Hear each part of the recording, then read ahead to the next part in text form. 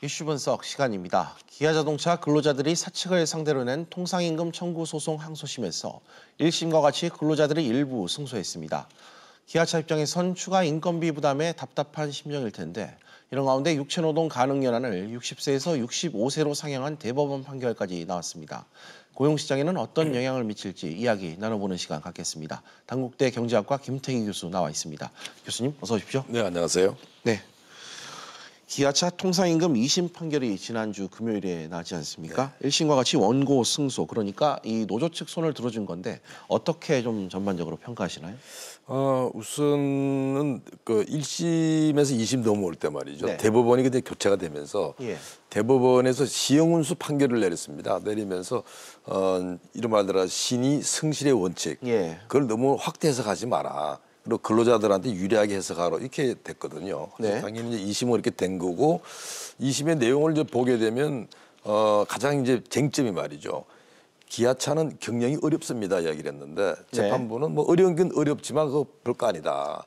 그러니까 이야기는 뭐냐면 경영의 어려움을 인정을 안 한다 이런 부분인데 지금 남는 문제는 뭐냐 그러면 그럼 과거의 경영 실적은 좋았다고 치더라도 그럼 현재 그리고 미래의 어떤 경영이 굉장히 어두운 경우는 어떻게 할 거냐 하는 어떤 좀 문제점을 남기고 있는 그런 판결로 봅니다.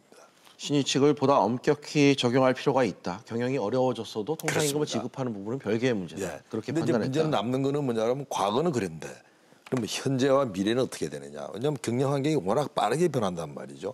그래서 사실 이제 요 판례 부분에 있어 가지고 경영의 어려움을 어떻게 정의를 내릴 것이냐. 그러니까 그게 사법부의 판단이 굉장히 중요한데 현재 사법부의 판단은 이번에는 과거의 실적을 토대로 경영 어려움을 판단한 것 같고요. 근데 이제 남는 문제는 그러면 현재와 미래는 어떻게 할 거냐 이제 문제는 남는다는 거죠. 알겠습니다. 일단 기아차 통상임금 항소심에서도 노조가 승소하면서 경영계는 당장 크게 좀 반발하고 있는 모습인 것 같습니다. 경제계에 미치는 파장 앞으로 만만치 않을 것 같은데 좀 교수님 어떻게 보세요? 지금 이 통상임금 소송이 말이죠. 이게 정말 줄줄이 소송입니다. 지금 현재 한 100인 이상 사업체가 115군데 정도가 걸려있다 그래요. 지금 당장에 지금 임박해 있는 게 지금 아시아나, 현대중공, 우리나라 뭐 굵직굵직한 회사들이 거의 다 걸려있다고 봐야 되는데 지금 현재 이런 분위기라 그런다 그러면 다 뭐 신의성실 원칙을 좁게 해석해야 된다고 하면 아마 다 노측 이길 거로 전 보이는데요. 이제 그렇게 되게 되면 이제 사실은 인건비가 그냥 폭등하는 거죠. 대략 이제 이 경영계 쪽에서 주장하는 거는 뭐 대략 한 10조 원 정도는 늦건이 올라간다 이야기를 하는데 뭐 사실 경제가 아주 좋고 막 장사 잘 되면 뭐 모르겠어요. 기업들이 흡수할 수 있을지 모르겠지만 지금 상황은 굉장히 어려운 상황이라서 인건비 10조라고 하는 게 굉장히 제가 볼 땐 부담으로 오지 않을까. 당연히 이제 경영계 쪽에서는 이게 뭐냐. 안 그래도 지금 다 산업이 기업이 흔들거리는데 이건 또 뭐냐 이렇게 반발할 수밖에 없는 거죠. 비슷한 질문의 연장선 같은데 경총은 어떤 입장입니까 지금?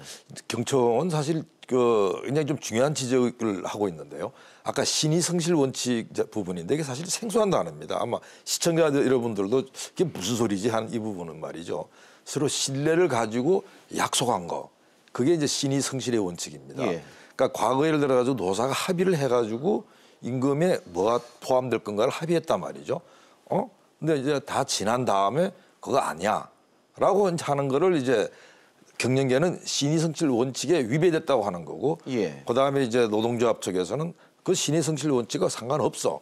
그러니까 당연히 이제 경영계 입장에서는 앞으로 이렇게 돼버리게 되면 제2의 통상임금 갈등 줄줄이 나온다 보는 거죠. 왜? 과거에 합의했던 부분들을 뭐 지금 와가지고 뒤집어가지고 다시 인건비 더 내놔라.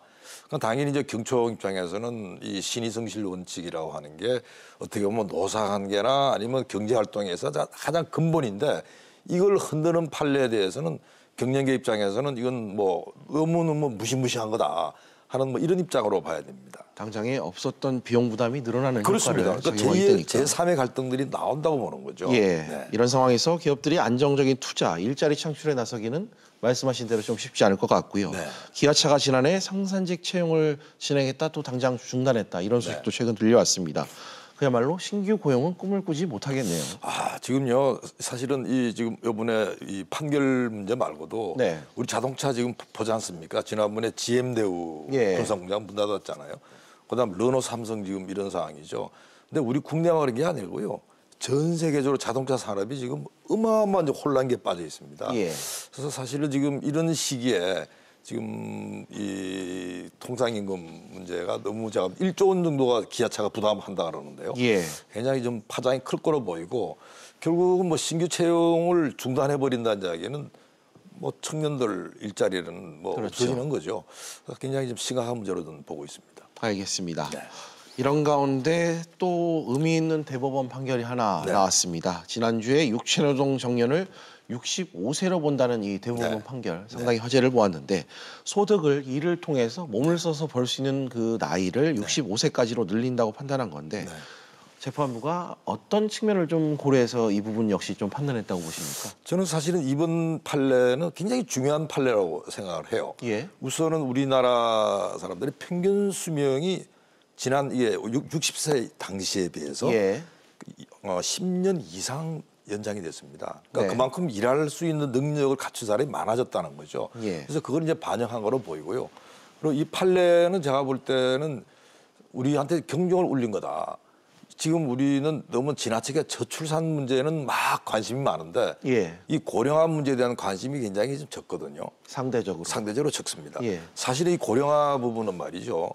째각째각하면서 그게 따라 가지고 이런 일할 수 있는 인구, 생산 가능 인구가 줄고 있어요. 예. 그러니까 따라서 이번에 65세로 연장하는 이런 부분은 거기에 대한 어떻게 본다라면 네. 대응 조치가 될 수 있고 여기에 따라서 새로운 판을 짜라고 하는 뭐 그런 저는 굉장히 의미 있는 판례로 보고 있습니다. 이번 판결이 어떤 식으로든 사회적, 경제적으로 미치는 영향이 적지 않을 것 같다는 얘기를 지금 교수님께서 해주셨습니다.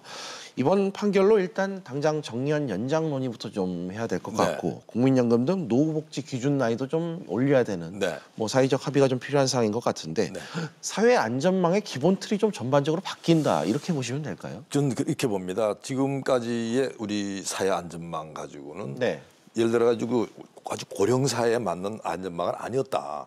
지금 기존의 안전망은 고령 사회를 전제로 한 게 아니라는 거죠. 어떻게 보면 젊은 노동력의 나름대로 예를 들어 가지고 성장이 이루어지는 이런 부분들인데 만일 고령 사회가 되면 어떤 모습이냐 그런 말이죠. 노동력이 줄고 그다음에 소득이 줄고 성장이 줍니다. 그 이야기는 소비가 안 되고 투자가 안 되는 거예요. 그렇죠. 그다음에 재원이 없기 때문에 복지도 굉장히 어려워집니다. 그러니까 굉장히 어떻게 보면 마이너스 사회로 이렇게 가기 쉬우니까 이 사회 안전망 부분에서 근본적인 고민을 해야 된다. 그러니까 예를 들어 가지고 정부가 돈 걷어 가지고 다 할 수 있는 이 복지라고 하는 거는 이미 인구의 3분의 1 정도가 다 고령 인구가 되어버리게 되면 불가능한 거죠. 그래서 따라서 이 문제에 있어 가지고는 근본적으로 나이가 들에 따라서 나이가 들에 따라서 자기가 일할 수 있는 능력을 키워주는 그런 사회 안전망으로 전환하지 않으면요. 이 우리가 이런 말 들어가지고 국가가 국민의 삶을 책임진다고 하는 거는 허망한 이야기가 될 수밖에 없는 이런 구조입니다. 기존의 그 사회보장 기본 원칙에 따라서 나라가 베푸는 복지가 아니라 그거 가지고는 도저히 늘려서. 불가능하다는 거죠. 왜? 젊은 사람들이 그 많은 연세 많은 분들을 어떻게 거두어 먹이겠습니까? 그렇죠. 그래서 따라서 이 연세 많으신 분들이 자력으로 일할 수 있도록 그리고 그게 예를 들어서 40대부터 아주 단계적으로 차근차근 준비할 수 있도록 만들어주는 게 바로 국가 사회 안전망의 가장 핵심이라고 저는 보고 있습니다. 알겠습니다. 결국 이런 것들이 고령화 사회 진입에 따른 사회 변화다 이렇게 좀 해석을 할 수 있겠는데 노동 정년이 길어질수록 기업들도 좀 변해야 되는 그런 위치에 있는 것 같고 제도적으로 보완해야 될 점들이 지금 적지 않을 것 같아요. 우선은 지금 이제 이 정부 역할이 굉장히 중요할 거로 보는데요. 저는 이렇게 생각합니다. 우리가 이 고령 사회가 됨에 따라 가지고 하나의 어떻게 보면 이 국가가 국민들한테 또는 아니면 국민이 국가한테 요구할 수 있는 권리로 저는 이 교육받을 권리라고 생각합니다. 지금 교육받는 권리는요, 고등학교 가는 거, 뭐 우리가 의무교육 이렇게 돼 있는데 그게 아니고요. 고령화를 대비할 수 있는 그런 이 교육받을 권리, 평생 받을 수 있는 권리를 사회적 권리로 넣어야 된다는 거고요. 그다음에 기업 경우에 있어 가지고 역시 자기네들 입장에서 인건비 막 올라가니까 채용 안 해. 어떻게 보면 다 마이너스 사회로 갈 수밖에 없어요. 기업은 이럴수록 더 직원들, 인적 자본이라고 하는데 인적 자본을 잘 키우고 그다음에 조직을 잘 설계를 해가지고 어떻게 보면 그런 부담을 인건비 부담을 흡수해 나가야 된다. 그다음에 근로자 스스로 노력하지 않으면요 못 따라갑니다. 왜? 지금 고령화랑 같이 동시에 진행되는 게 기술 혁신이에요. 그러니까 쉽게 말해가지고 막 로봇가 들어오고 고령화가 진행이 되기 때문에 자칫하게 되면 내 일자리가 로봇가 하고 있네. 네. 이런 일을 방지하려면 근로자 스스로 노력하지 않으면 어떻게 보면 이 고령화 부분은 국가도 그렇고 개인한테도 그렇고 굉장히 정말 참 참담한 이런 일이 벌어지게 될 겁니다. 대비를 하지 않으면 그렇습니다. 참혹한 결과를 네. 이어질 수 있다. 네. 얘기를 해주신 것 같습니다. 네. 신규 고용을 줄이지 않을까 이런 걱정도 한편으로는 드는 게 사실인 것 그렇습니다. 같고요. 네. 뭐 노동연한이 길어지면 그만큼 신규 고용을 회사에서 줄일 테니까 이런 우려들도 좀 있을 것 같은데 노동연한 연장에 따른 고용시장의 변화 앞으로 좀 어떻게 예상되십니까? 저는 이렇게 봅니다. 우선은 우리가 조금 발상만 전환하면요. 예를 들어가지고 지금 50 조금 넘으면 조기 퇴직 이런 분들 많아요. 예. 근데 사실은 그분들 경우가 좀 만반한 일자리를 가야 되는데 못 가다 보니까 막 자영업하고 자영업 망하고 그러지 않습니까? 발상의 전환을 해서 이제 그분들 경우가 예를 들어 중소기업 노동시장에 들어가야 됩니다. 예. 예, 중소기업에 가가지고 일을 할 수 있도록 만들고 그다음에 또 그분들 경우가 뭐 예를 들어가지고 일자리를 2개, 3개를 가질 수 있도록 해줘야 네. 된다는 거죠. 왜? 젊은 친구들이 다 오는데 또 연세 좀 드신 분들은 이런 토막자리 일이라도 이렇게 하면서 이렇게 연결하는 그러니까 쉽게 말해가지고 이 노동제도를 굉장히 지금보다 훨씬 더 유연화시키고요. 예. 그다음에 예를 들어가지고 이 대기업, 중소기업이 딱 나눠져 있지 않습니까? 예. 그러니까 예를 들어가지고 이쪽에서 퇴직한 분들 그리고 퇴직이 예정된 분들이 중소기업으로 이동할 수 있는 이런 류의 어떤 이 노동시장 제도를 빨리 만들지 않으면 예. 사실은 나이 들면서 다 가난해지는 거예요. 그다음에 청년들은 아무리 봐도 일자리가 안 보이고 그러니까 이게 사실은 젊은 사람은 젊은 사람대로 나이 드는 나이 든 대로 다 힘들어지는 이런 형국이기 때문에 어떻게 보면 이 문제는 지금 이 앵커께서 지적하신 대로 제도 개편 자체가 이건 불가피한 거고 네. 서둘지 않으면 1년이 늦을 때마다 그만큼 우리한테는 비용이 커진다. 굉장히 심각한 문제입니다. 알겠습니다. 네. 대비가 좀 한시가 급하게 좀 이루어져야 될 것 같다. 이런 얘기 계속해서 해주고 계십니다. 지금까지 단국대 경제학과 김태기 교수와 이야기 나눠봤습니다. 교수님 오늘 말씀 고맙습니다. 네, 감사합니다.